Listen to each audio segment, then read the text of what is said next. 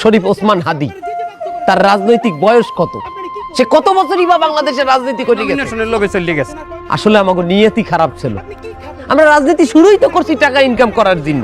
এর জন্য প্রত্যেকটা জায়গায় জায়গায় আমাকে অপদস্থ হইতে হয়, প্রত্যেকটা মানুষ আমাকে অপমান করে। এই টাকা কামানোর উদ্দেশ্যে যারা রাজনীতি করে 20, 30, 40, 50 বছর ধরে রাজনীতি করিয়াও মানুষের মনের মধ্যে জায়গা করে নিতে পারে না। কিন্তু আপনি একটা জিনিস চিন্তা করেন, শরীফ ওসমান হাদি, তার রাজনৈতিক বয়স কত? সে কত বছরই বা বাংলাদেশের রাজনীতি করে গেছে, অথচ বাংলাদেশের প্রত্যেকটা মানুষের মন সে জয় করে এনেছে।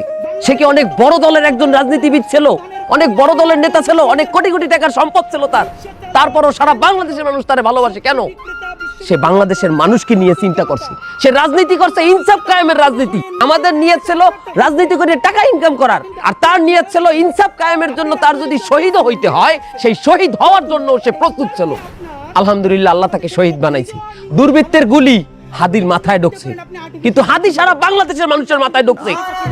আজকে বাংলাদেশের মানুষ কনকনে শীতের মধ্যে সারাটা রাত রাস্তার মধ্যে বসে হাদির হত্যার বিচারের জন্য তারা অনশন করতেছে, তারা আন্দোলন করতেছে। মানুষ 20, 30, 40, 50 বছর রাজনীতি করেও এতটা ভালোবাসা পায় না যতটা ভালোবাসা হাদি বাংলাদেশের মানুষের কাছ থেকে পাইছে।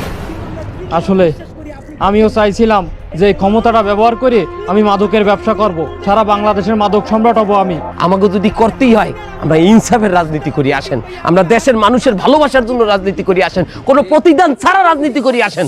ভাই, আল্লাহ যদি আমাকে নিয়ে যায়, আমার বাচ্চাটার দিকে একটু খেয়াল রাখেন। এই কথাটা আমি বলতে পারিনি।